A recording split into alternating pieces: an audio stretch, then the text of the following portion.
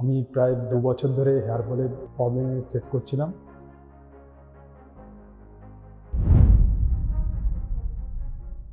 আমি বারাসাতে থাকি।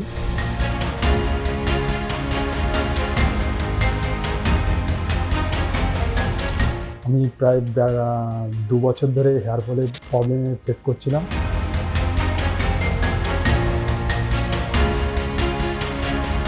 তো এখন আমি বিগ ডার্মা থেকে ট্রান্সপ্লান্ট করানোর পরে এখন নিজেকে খুব ভালো লাগছে।